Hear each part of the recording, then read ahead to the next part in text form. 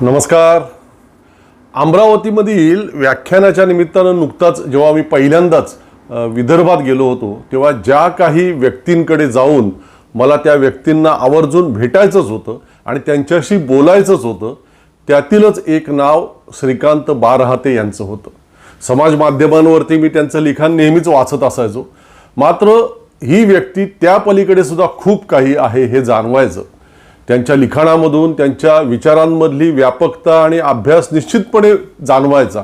मात्र अजूनही खूप काही असं आहे जे त्यांच्याशी प्रत्यक्ष बोलल्यावरच आपल्याला लक्षात येईल असं प्रकर्षाने वाटायचं. त्यामुळे अमरावतीमधील व्याख्यान झाल्यावरती दुसऱ्या दिवशी थेट वर्ध्याच्या दिशेनं निघालो. वर्धा शहरातील एका बऱ्यापैकी तुलनेने शांत भागामध्ये श्रीकांत बारहाते यांचं निवासस्थान आहे. सुप्रसिद्ध लेखक आणि माझे स्नेही राजाभाऊ गायकवाड यांनी काही दिवसांपूर्वीच वर्ध्याला ते गेलेले असताना श्रीकांत बारहाते यांची भेट घेतली होती आणि नंतर फेसबुकवरती एक सविस्तर पोस्ट त्यांनी लिहिली होती. त्यामध्ये त्यांनी बारहाते सरांच्या घराचं वर्णन केलं होतं आणि त्यावरील राहुल गांधींच्या बॅनर्सचा उल्लेख सुद्धा केलेला होता. त्यामुळे वर्ध्यातील त्या परिसरामध्ये गेल्यावरती मला लगेच ते बॅनर समोर दिसले आणि आपण बरोबर योग्य त्या पत्त्यावर पोहोचल्याचं माझ्या लक्षात आलं. मग श्रीकांत बारहाते यांची भेट झाली. प्रचंड बुद्धिमान माणूस. पुढे गप्पांमधून अनेक गोष्टी कळत गेल्या आणि मी अक्षरशः अचंबित होत राहिलो. उच्च शिक्षणानंतर युनो म्हणजे संयुक्त राष्ट्रसंघामध्ये श्रीकांत बारहाते यांनी सेवा बजावली. त्यानंतर काही वर्ष वर्ल्ड बँकेत त्या जागतिक बँकेचे सल्लागार म्हणून जगातील तब्बल 38 देशांमध्ये त्यांनी काम पाहिलं. आधी संयुक्त राष्ट्रसंघ, नंतर वर्ल्ड बँक या जागतिक संस्थांसोबत अनेक वर्ष निगडीत राहिल्यामुळे साहजिकच जगाचा संपूर्ण अभ्यास, जागतिक प्रश्नांचा अभ्यास हे सगळंच प्रचंड. तुम्ही त्यांच्या फेसबुक वॉलवरती जाऊन पहा प्रेक्षक हो. ट्रम्पने जेव्हा इराणवरती हल्ला करण्याची धमकी दिली तेव्हाच श्रीकांत बारहाते यांनी लिहून ठेवलेलं आहे की अमेरिकेने असं काही केलं तर भविष्यात त्यांना त्याचा पूर्ण पश्चाताप होईल. इराण अजिबात मागे हटणार नाही, हार मानणार नाही आणि अखेर अमेरिकेलाच माघार घ्यावी लागेल. आणि तुम्ही पहा, त्यांनी हे युद्ध सुरू होण्यापूर्वीच वर्तवलेलं भविष्य किंवा त्यांचा अंदाज पूर्ण खरा ठरला. याचं कारण त्यांचा प्रचंड अभ्यास. जागतिक दर्जाचे लेखक, कवी ते अगदी आपले भारतीय सगळे साहित्यिक, सगळ्याचं प्रचंड वाचन, संगीत आणि गायनाचं ज्ञान, त्यात मिळवलेलं प्रावीण्य, त्यांचं काँग्रेस पक्षावरील प्रेम, सगळं मी केवळ कान देऊन ऐकत राहिलो. आणि या सगळ्यात माझ्या हृदयामध्ये त्या संवादातली आणि मी पाहिलेली एक गोष्ट अगदी खोलवर गेली अतिशय आणि ती आयुष्यभर राहील. श्रीकांत बारहाते आणि त्यांची पत्नी नमिता दोघेही अगदी अतिउच्च शिक्षित. जवळपास 30 वर्षांपूर्वी त्यांचा प्रेमविवाह झाला. त्या काळात अगदी सुखी संसार त्यांचा सुरू झाला. एक गोड मुलगी जन्माला आली त्यांच्याकडे आणि अकस्मात एका अत्यंत दुर्धर आणि लक्षावधी करोडो लोकांमध्ये एखाद्याला ग्रासू शकते इतक्या अशा प्रकारच्या एका दुर्धर व्याधीने नमिता यांना ग्रासलं. त्यांच्या शारीरिक हालचाली त्या विकारामुळे हळूहळू थिजत गेल्या. मेंदू पूर्ण क्षमतेने कार्यान्वित, मात्र शरीराने साथ देणं थांबवलं अशा प्रकारची स्थिती झाली सगळी. जगभर तपास केला गेला. उपचारांची जागतिक पातळीवरती सर्वत्र शोधाशोध झाली, मात्र काहीही उपाय मिळाला नाही. आणि मग हळूहळू नमिता बेडवरती गेल्या. कधी? तब्बल आजपासून 25-26 वर्षांपूर्वी. आणि आजही त्याच अवस्थेत आहेत. त्यांचा मेंदू सगळ्या गोष्टींची दखल घेतो आपल्या भोवतालच्या, मात्र त्या स्वतः कोणत्याही प्रकारची हालचाल अजिबात करू शकत नाहीत. ओकल कॉर्डही नष्ट झाल्याने बोलताही येत नाही, आवाजच निघत नाही. केवळ डोळ्यांच्या पापण्यांची हालचाल हीच त्यांची प्रतिक्रिया, बस. आणि हे सगळं अशाच प्रकारे गेल्या तब्बल 25 वर्षांपासून आहे. अवघा 3-3.5 वर्षांचा संसार झाला होता श्रीकांत आणि नमिता यांचा. एक गोंडस बाळ, एक मुलगी त्यांच्या संसारात आलेली होती आणि हे सगळं घडलं. तेव्हापासून श्रीकांत बारहाते यांनी ते युनो, वर्ल्ड बँक वगैरे सगळं सोडलं आणि स्वतःला पत्नीच्या देखभालीमध्ये जोडून टाकलं. गेली 25 वर्ष बेडवर असलेल्या आपल्या पत्नीची पूर्ण समर्थपणे ते साथ निभवत आहेत. कुठेही उद्वेग नाही, चिडचिड नाही, केवळ प्रेम आणि प्रेम बस. मी आणि माझी पत्नी गेलो होतो त्यांच्याकडे वर्ध्याला. तेव्हा ते नमिताशी कसं बोलतात, त्यांच्या बोलण्याला कशा प्रकारचा प्रतिसाद देतात, ते सगळं पाहताना प्रेक्षक खरं सांगतो आतून असं भरून आलेलं होतं मला. मनोमन मी अगदी नतमस्तक झालेलो होतो श्रीकांत बारहाते यांच्या पुढे. त्यांच्यातील प्रचंड ज्ञानामुळे सुद्धा आणि आपल्या बेडवरील अशा अवस्थेतील पत्नीची जी साथ अतिशय प्रेमानं गेले 25 वर्षांपासून ते निभवत आहेत त्यासाठी सुद्धा. मग थोड्या वेळाने तिथून जवळच त्यांच्या घरापासून अगदी जवळच असलेल्या सेवाग्राममध्ये आम्ही गेलो. श्रीकांत बारहाते अगदी आवडीने स्वतः आमच्या सोबत आले. सगळा सेवाग्राम आश्रम त्यांनी आम्हाला स्वतःने फिरवला. एरवी कुठल्याही गाईड कडून वगैरे सुद्धा माहिती मिळाली नसती त्या आश्रमातली. इतकी सगळी प्रत्येक जागेची सविस्तर माहिती त्यांनी दिली. आणि मग त्यांना मी आपल्या अभिव्यक्तीसाठी काही बोलावं अशी इच्छा व्यक्त केली, तशी त्यांना विनंती केली. खरं तर त्याबाबत मी आधी त्यांच्याशी काहीच बोललो नव्हतो, त्यामुळे त्यांनी नकार दिला असता तरी काही अडचण नव्हती. परंतु तरीही त्यांनी माझी विनंती मान्य केली. आणि मग महात्मा गांधी आणि त्या अनुषंगानं मी त्यांना माझ्या मनातील काही प्रश्न विचारले. त्या सेवाग्राम आश्रमामध्येच एका झाडाखाली बसलो आणि तिथे त्यांनी माझ्या प्रश्नाला उत्तर देताना जे काही भाष्य केलं ते आज तुमच्या सगळ्यांसमोर आणतोय. अवश्य पहा, ऐका.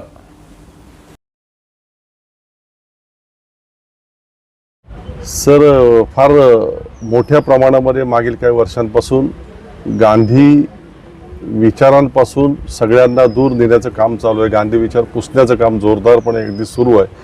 आणि अशा वातावरणामध्ये तुम्ही सतत इथे येत असता आणि या आश्रमाच्या सानिध्यात राहत असता. काय विचार असतात मनात तुमच्या सगळे?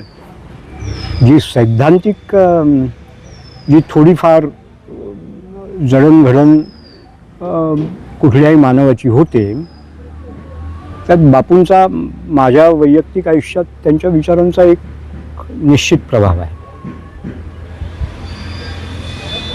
जसा त्यांचा आहे तसा बाबासाहेबांचा आहे, तसा विनोबा भावेंचा आहे, तसा पंडित जवाहरलाल नेहरूंचा आहे. इथे येताना म्हणजे ते काय असतं आतमध्ये मनात, म्हणून आपण इथे येतो. बरोबर. जेव्हा मी सहसा त्यावेळेला इथे येतो, म्हणजे 2 दिवस जर सोडले, 30 जानेवारी आणि 2 ऑक्टोबर, तर ज्यावेळी मी इथे येतो त्यावेळी मनात एक प्रचंड प्रमाणात अस्वस्थता असते. मार्ग म्हणजे ज्या पद्धतीचा सामाजिक विसंवाद, ज्या पद्धतीचं हिंसेचं सार्वत्रिक वातावरण, हिंसाचार जणू एक काही मूल्य आहे, अशा पद्धतीची जी मांडणी जगामध्ये दिसते ती आंतरराष्ट्रीय जगतातही दिसते. आज आपण त्याचे परिमाण आणि त्याचे परिणाम दोन्ही डायमेन्शन्स ॲज वेल ॲज कॉन्सिक्वेन्सेस आपण पाहतच आहोत. तर हिंसाचार हे एक मूल्य कसं असू शकतं, पण ते जसं त्याचं प्रतिबिंब आंतरराष्ट्रीय स्थितीमध्ये दिसतं, राष्ट्रीय स्थितीमध्ये दिसतं, तसंच ते प्रतिबिंब सामाजिक स्थितीमध्येही दिसतं की लोक प्रक्षुब्ध झाले आहेत.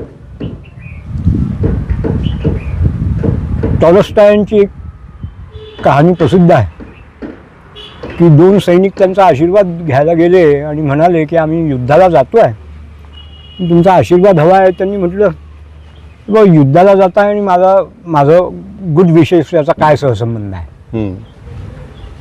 ते म्हणाले आमच्या हातून माणसं मरतील आणि ते आम्हाला करायचं नाही, ती आम्हाला भयावह गोष्ट वाटते. असं म्हणतात की टॉलस्टॉय यांनी असं म्हटलं होतं की ती सगळ्यात जास्त भयावह गोष्ट नाही, परंतु तुझे आणि माझे प्रश्न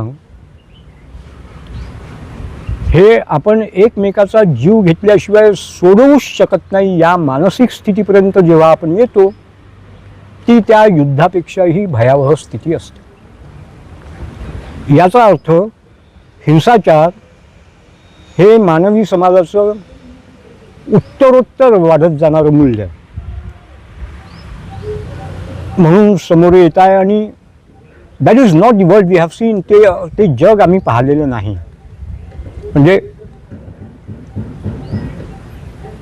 माझं काय 57 वर्ष वय आहे. म्हणजे शहरामध्ये त्यावेळी पिवळे दिवे असायचे रस्त्यावर आणि एक शांत स्थिर अशा समाजासोबत एक्सपोजर होतं. इथे मागे जे आपण पाहिलं की मॅट रश जे बापूंनी लिहून ठेवलं आहे की ही जी पागल दौड आहे त्याच्यामध्ये जी अस्वस्थता मानवी मनात तयार झालेली आहे आणि त्याचं प्रतिबिंब हे आपल्या वैयक्तिक आणि सामाजिक जीवनात पडलेलं आहे आणि त्याच्यामुळे एक प्रचंड अस्वस्थता तयार होते. बापूंच्या विचाराचा प्रासंगिकता सर्वकालीन सर्व परिस्थितीमध्ये आहे असं मला वाटत नाही. टू बी फ्रँक विथ, स्पष्ट सांगायचं म्हणजे ओके. मला असं वाटत नाही की हिटलरसारख्या विघातक मानवी समाजासाठी विघातक असलेल्या शक्तींसोबत आपण फक्त अहिंसेचा आधार घेऊन लढू शकलो असतो. जर रशियाच्या फौजा पूर्वेकडून जर्मनीकडे सरकल्या नसत्या, जर हिटलरचा डिसायसिव्ह पराभव अनेक आघाड्यांवर लष्करी ताकदींनी केला नसता आणि हिटलर स्वतःच एक मोठी लष्करी ताकद होता, तर सर्वच परिस्थितीमध्ये सर्वच संदर्भामध्ये ते लागू होईल असं नाही. परंतु मूल्यात्मक म्हणून तोच एक विचार शिल्लक आहे की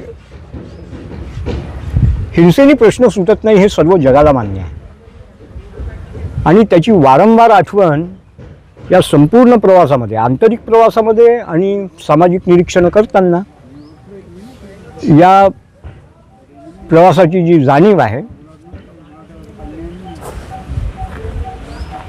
या प्रवासामध्ये जी जाणीव होते ती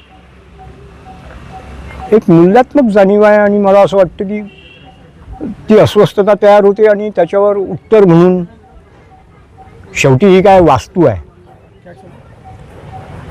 बरोबर. बापू इथून निघून अनेक लोकांच्या हृदयात त्यांनी स्थान ग्रहण केलं आहे, परंतु एक पॉईंट ऑफ रेफरन्स पाहिजे असतो, एक संदर्भ बिंदू पाहिजे असतो. तो संदर्भ बिंदू सेवाग्रामच्या या आश्रमात आहे, त्यांच्या स्मृती आहेत, त्यांचं इथे वास्तव्य होतं आणि आजही ज्या ज्या वेळेला मी वेगवेगळ्या वेळेला इथे येतो आणि त्यांचं एक अदृश्य सर्वव्यापी स्वरूप हे एकदम म्हणजे जाणवतं ते that he is there somewhere. ते कुठेतरी आहेत आणि त्यांनी ती अस्वस्थता कमी होते म्हणून इथे येण्याचं प्रयोजन. बरोबरच आहे. पण सर, आता ज्या पद्धतीने मागच्या 10-12 वर्षांपासून जे पूर्वी छुपेपणाने व्हायचं ते आता उघडपणाने नथुराम गोडसेचं उदात्तीकरण वेगवेगळ्या पातळ्यावरून केलं जातं. म्हणजे त्या राजकीय पक्षाचे नेते मंडळी खुलेपणाने ते करू लागलेलेच आहेत. अगदी कीर्तनकार महाराज वगैरे नथुराम गोडसेचं उदात्तीकरण, गांधी हत्या करून त्यांनी कसं राष्ट्रकार्य केलं वगैरे वगैरे अशा प्रकारचे दाखले देतात. असं सगळ्या पातळीवरून गांधी विचारांचं अवमूल्यन करण्याचं प्रयत्न जोरदारपणे सुरू आहेत. तुम्हाला वाटतं या प्रयत्नांमध्ये यश येईल त्या लोकांना? गांधींचं विस्मरण या देशाला होईल? गांधींचं विस्मरण या देशाला होणं शक्य आहे असं मला वाटत नाही. हिंदू महासभा असेल किंवा राष्ट्रीय स्वयंसेवक संघ असेल,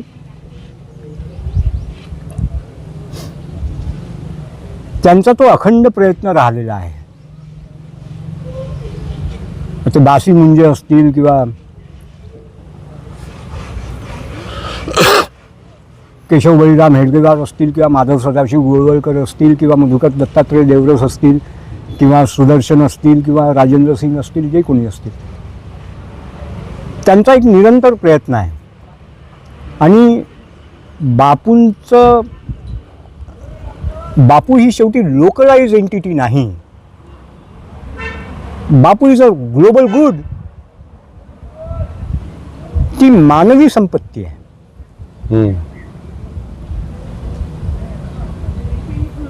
बापू हा फक्त भारतातला विचार नाही, तो मानवांचा विचार आहे, मानवांचा शुभ विचार आहे. आणि बापू थिसिस असतील तर हे लोक अँटीथिसिस आहे. त्यामुळे अगदी स्पष्टपणे सांगायचं तर हा शुभ आणि अशुभ, सत आणि असत मधलं द्वंद्व जे मानवी समाजाने शतकानुशतकं सहस्रावधी वर्षांपासून अनुभवलेलं आहे, त्याचीच ही एक अभिव्यक्ती भारतामध्ये झाली आहे.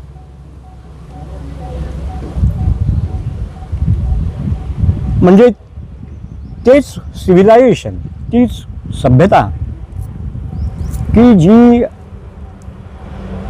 आनो क्रतवो यंतु विश्व आनो क्रतो भद्रा यंतु विश्वतः म्हणते की सर्व विश्वातील शुभविचार, मंगल विचार, उदात्त विचार आमच्याकडे प्रवाहित होऊ देत, अशा अर्थाची प्रार्थना ज्या समाजाने दिलेली आहे,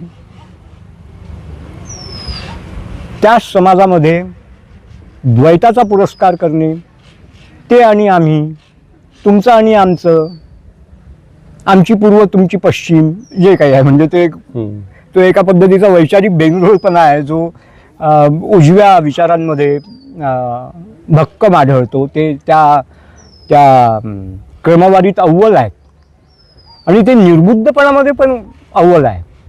म्हणजे त्यांना गुड ऑफ द कॉमन्स, सर्वसामान्यांचं हित, ही त्यांना असह्य कल्पना आहे. विशिष्टांचं हित, विशिष्टांचे अधिकार, विशिष्टांची मक्तेदारी, विशिष्टांचं कॅप्चर ॲज सच, पकड, हेच त्यांना अभिप्रेत आहे. त्यामुळे त्यांचा संघर्ष जसा निरंतर सुरू आहे तसा दुसऱ्या बाजूला लोककल्याणकारी, सर्व कल्याणकारी, सर्वहारा लोकांविषयी एका विशिष्ट दिशेने जाण्याची प्रेरणा, उर्मी, गोरगरीब, दीनदलित, वंचित या लोकांसाठी कंपॅशन, करुणा, हा तो दुसरा विचार आहे, जो शुभत्वाचा विचार आहे, जो मंगलाचा विचार आहे, जो कल्याणकारी विचार आहे. तर ही लढाई तर थांबणार नाही. ही लढाई चालू राहील. या लढाईत काही वेळेला, आणि बापूंनीच असं म्हटलं होतं की अनेकदा तुम्हाला असं आढळेल की इतिहासामध्ये अनेक अशी उदाहरणं आहेत की ज्यावेळी ज्या अशुभ शक्ती आहेत, ज्या विघातक शक्ती आहेत, त्यांचं वर्चस्व स्थापन करण्याच्या स्थितीत त्या पोहोचल्या आहेत, परंतु अंतिमतः जे शुभ आहे, जे कल्याणकारी आहे, जे सर्व लोकांचा विचार करतं, तो विचारच परपेच्युअल आहे, चिरंतन आहे, निरंतर आहे, आणि तो विचारच शेवटी जिंकला आहे असं बापूंनी म्हणून ठेवला आहे. आणि बापूंच्या अगोदर त्यांच्या पूर्वासूरींनी म्हणून ठेवला आहे, त्यांच्यानंतरही म्हणणारे लोक आहेत आणि त्या दृष्टिकोनातून प्रयत्न करणारे लोक आहेत. त्यामुळे उजव्या विपरीत शक्तींना ते यश मिळेल असं मला वाटत नाही. परंतु संपूर्ण समाजाला एक आजारी समाज म्हणून, रॉबर्ट एडगर्टनचं एक सुंदर पुस्तक आहे, दी सिक सोसायटी, आजारी समाज. त्या आजारी समाजातले सर्व अंगीभूत वैशिष्ट्य समोर काढण्यासाठी त्या लोकांचा प्रयत्न निरंतर चालू होता आहे आणि राहणार आहे. त्यांना त्याच्यात यश मिळेल का? बापूंचं नाव ते एका मोठ्या स्पेक्ट्रममधून वाईप आऊट करू शकतील का? मला असं वाटत नाही. आता आजारी समाज असा एक उल्लेख आला तुमच्या बोलण्यामध्ये. एक उदासीनता मोठ्या प्रमाणामध्ये लोकांमध्ये पसरल्याचं पाहतो मागच्या काही काळापासून, की आता ह्याच्यामध्ये परिवर्तन अशक्य आहे. ज्या पद्धतीचं सगळं राजकारण चालू आहे केंद्रीय सत्ताधाऱ्यांकडून आणि वेगवेगळ्या राज्यांमध्ये त्यांनी ज्या प्रकारे स्वतःला प्रस्थापित केलं, लोकांना असं वाटतं की सगळ्या स्वायत्त यंत्रणा, केंद्रीय यंत्रणा त्यांनी ताब्यात घेतल्यात. निवडणुकीच्या राजकारणातून आता बदल होणं मुश्किल झालेलं आहे. पैसा आणि अन्य गुंडशक्ती, दमनशक्तीचा मोठ्या प्रमाणात वापर होतो. आता सर्वसामान्य माणूस म्हणून आपण काय या म्हणजे बदल घडवू शकू असं काही वाटत नाही, आणि फार मोठ्या प्रमाणात लोक आता नाही, काही शक्य नाही अशा मानसिकतेमध्ये गेल्याचं दिसतं. तुम्हाला वाटतं गांधी विचार याच्यामध्ये कुठेतरी कारणीभूत म्हणजे लोकांना सहाय्य करू शकेल? ती स्थिती आधी आहे हे खरं. म्हणजे जे सार्वत्रिक नैराश्य आहे, माझ्यासारखे अनेक लोक, तुम्ही तर त्या दृष्टिकोनातून प्रयत्नच करता समाजापर्यंत पोहोचण्याचं, समाजाचं उद्बोधन करण्याचं, समाजाला बाबा रे हा रस्ता बिकट आहे, या रस्त्याने जाऊ नये असं कळकळीने तुम्ही सांगतच असता. तुमचं ते मिशन आहे. आम्ही आमच्या पद्धतीने काम करतो. हे काम करत असताना जे आजूबाजूला सार्वत्रिकरित्या आपण पाहतो त्याच्यातून नैराश्य येणं स्वाभाविक आहे असं मला वाटतं. त्याला नाकारण्यात अर्थ नाही आहे. परंतु ही स्थिती मानवी समाजामध्ये पहिल्यांदाच आली असं नाही. ओके. याचे अनेक उदाहरणं आहेत. म्हणजे ते चंगेज खानच्या स्वाऱ्यांची उदाहरणं आहेत, तैमूरलंगांच्या आहे, रोमन स्पार्टन किंवा लिजन्सनी जो काही धुमाकूळ घातला त्याची उदाहरणं आहेत. अतिक्रमणाचे,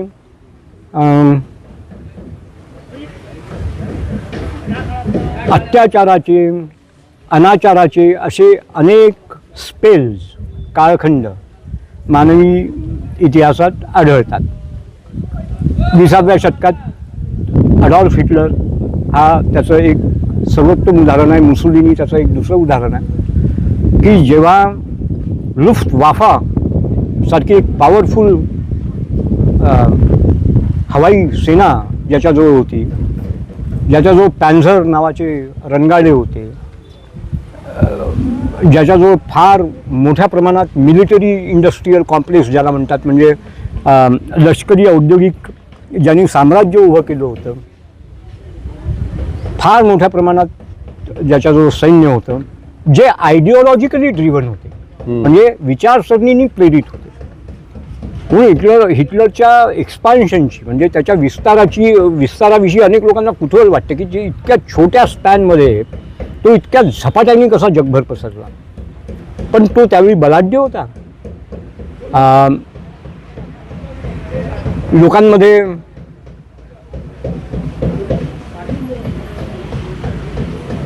औदासन्य तयार झालं होतं. जर तुम्ही पाहिलं की इंग्लंडवर जेव्हा हिटलरनी हल्ले सुरू केले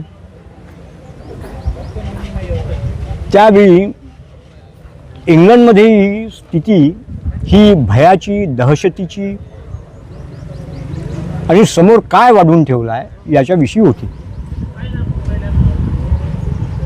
सर्वसामान्य माणसं हे जेव्हा क्रूर व्हायला निघतात तेव्हा इतर जगाला त्याची भीती वाटते. जगाला सैनिकी किंवा लष्करी बळाची भीती वाटत नाही. जगाला भीती वाटते की जेव्हा सर्वसामान्य लोकांची मानसिक ठेवण ही क्रौर्याकडे झुकलेली असते, आणि जर्मनीमध्ये त्यावेळी ती स्थिती होती.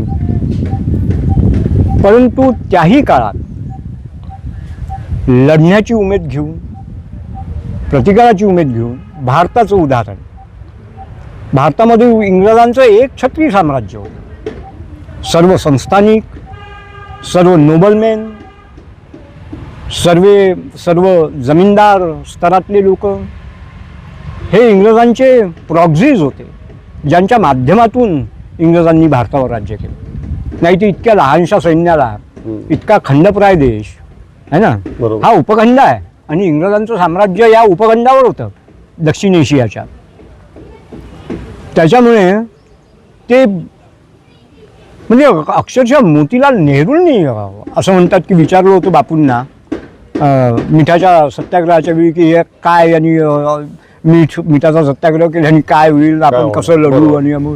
आणि असं म्हणतात की बापूंनी करके देखो असं त्यांना लिहिलं होतं. आणि मग शेवटी ते दांडी मार्चचं कल्मिनेशन शेवटी त्या मिठाचा वरचा कर उठवण्यातच झाला. तर हा म्हणजे त्याची परिणिती जी आहे, तर आउटकम जे आहे ते शेवटी त्या एका साध्या सरळ पण निर्भय कृतीमुळे सिद्ध झालं. त्यामुळे नैराश्य येणं जसं नैसर्गिक आहे, तसं त्या नैराश्याला विवेकबुद्धीचा आधार घेऊन चिंतनशील होऊन आणि प्रत्येक सत्सद विवेकबुद्धी असलेल्या माणसामधली जी प्राणशक्ती आहे तिला एकवटून सामूहिकरित्या ज्या ज्या पद्धतीने आपण त्याचा प्रतिकार करू शकू त्या त्या पद्धतीने प्रतिकार करणे हा त्या नैराश्यावरचं उत्तर आहे. तुम्ही म्हटल्याप्रमाणे ती स्थिती नाही का आहे, ज्यावेळी टोटल इन्स्टिट्यूशनल कॅप्चर आहे, सर्व संस्थांवर पकड आहे. मला वाटते एका विदेशी युनिव्हर्सिटीमध्ये राहुल गांधींनी असं म्हटलं होतं की संस्था काय असतात. आपण ऑर्गनायझेशन म्हणजे संस्था म्हणतो, ऑर्गनायझेशन म्हणजे संस्था नसतात. संस्था या शब्द, इन्स्टिट्यूशन या शब्दाचा अर्थ असा आहे की खेळाचे औपचारिक आणि अनौपचारिक नियम दोन्ही आहेत ते, आणि त्याला आपण इन्स्टिट्यूशन्स म्हणतो. तर त्यांनी असं म्हटलं होतं राहुल गांधींनी की भारतातल्या इन्स्टिट्यूशन्स ज्या आहे त्या भारतातल्या लोकांसाठी वाटाघाटींचे मार्ग आहेत. शासन नावाची जी यंत्रणा आपण तयार केली, रुसोचा जो सिद्धांत आहे, सोशल कॉन्ट्रॅक्ट थिअरी म्हणतात त्याला, जी शासन नावाची आपण व्यवस्था केली ती कशासाठी केली, तर आपण आपलं प्रत्येक व्यक्ती सार्वभौम असतो जन्माला आल्याबरोबर, तो आपल्या सार्वभौमत्वाचं आंशिक दान सर्वांचं हित व्हावं. आपण रिपब्लिक नावाच्या शब्दाचा उल्लेख करतो, बरोबर. त्याची फोड रे पब्लिका असा आहे, म्हणजे गुड ऑफ द कॉमन्स, सर्व लोकांचं, जनतेचं हित, हे रिपब्लिक आहे. तर जेव्हा लोक शासन नावाची संस्था स्वीकारतात तेव्हा त्यांना शासनासोबत वाटाघाटी करता याव्या याच्यासाठीचे जे चॅनल्स आहेत, प्रवाह आहेत, ते इन्स्टिट्यूशन्स आहे. आणि I think that was one of the most wonderful reflex. ते अतिशय सुंदर, अत्यंत मार्मिक अशा पद्धतीने संस्थेच्या स्वरूपावर, त्याची व्याख्या आणि व्याप्तीवर त्यांनी केलेलं भाष्य आहे. हे जे इन्स्टिट्यूशनल कॅप्चर आहे, हे इन्स्टिट्यूशनल कॅप्चर म्हणजे आपल्याला असं वाटतं की हे इलेक्शन कमिशनवरचं कॅप्चर आहे किंवा याच्यावरचं कॅप्चर आहे, त्याच्यावरचं कॅप्चर आहे, ज्युडिशियरीवरचं कॅप्चर, अनेक लोक म्हणतात की ज्युडिशियरीवर कॅप्चर आहे. परंतु हे शेवटी हा एक मार्ग आहे की जनतेचं जे पार्टिसिपेशन आहे, जनतेची जी सहभागदारी आहे, तर त्याच्यावरचं हे अतिक्रमण आहे. तुम्ही वाटाघाटींचा मार्ग जर बंद कराल, आणि लोक असतात, लोकांचे ग्रुप्स असतात, आणि भारत हा तर अत्यंत व्यामिश्र एंटिटी आहे. भारत हा काही सरळ धोपट म्हणजे आपल्या डेमोग्राफीचं, आपल्या लोकसंख्येचं स्वरूप तुम्ही लक्षात घ्या. इथे शेकडो भाषा आहेत, शेकडो पंथ आहेत, अनेक धर्म आहेत, आणि त्यांच्या परंपरा फार दीर्घ आहेत. फार दीर्घ परंपरेतून आलेले लोक आहेत. भारतातले लोक फार जुने लोक आहेत, आणि त्यांच्या काही पेक्युलॅरिटीज आहेत, त्यांची वैशिष्ट्य आहेत, आणि त्यांना ते मार्ग हवे असतात. म्हणून आपण बाबासाहेबांनी ती अत्यंत कठोर मेहनत घेऊन ते एक सर्वसमावेशक असं घटनेचं प्रारूप तयार केलं, आणि नेहरूंचा त्याला साथ लाभला, संविधान सभेचा साथ लाभला, आणि आपण ती अत्यंत सुंदर डॉक्युमेंट आपण अंगीकृत केलं आहे. त्याचं शेवटचं वाक्य महत्त्वाचं आहे की हे आम्ही आपल्याप्रत अर्पण करत आहोत. बरोबर. This is the contract which we are submitting to ourselves. घटना हा शेवटी एका पद्धतीचा करार आहे ज्यात अधिकारही आहे आणि जबाबदारीही आहे. त्यामुळे या पद्धतीवर अतिक्रमण करणे म्हणजे ते थेट त्या संस्थांवर अतिक्रमण करणे नाही आहे, ते जनतेवर अतिक्रमण करणे आहे. पण तुम्ही जर जनतेवर अतिक्रमण करत राहिले तर त्याचा विस्फोट आज ना उद्या होणार. तुम्ही मगाशी विचारलेल्या प्रश्नाला त्याच्या अनुषंगाने एक गोष्ट सांगतो की कुठलंही राष्ट्र जेव्हा हार्डशिपमधून जातं, कठोर परिस्थितीमधून जातं, ते आत्मचिंतन करायला त्याला भाग पडतं. म्हणजे ते आत्मचिंतन त्यांना करावंच लागतं, त्यांना पुनर्विचार करावाच लागतो. तो तसा पुनर्विचार भारतात होणार आहे. तोपर्यंत होणारी हानी ही मिनिमम कशी राहील हे त्याच्यावर ठरेल की या देशातल्या ज्या सिव्हिल इन्स्टिट्यूशन्स आहेत, नागरी संघटना आहेत, नागरी संस्था आहेत, त्या गोष्टींचा मुकाबला, त्याचा प्रतिकार किती प्रभावी पद्धतीने करतात आणि किती व्यापक पद्धतीने करतात.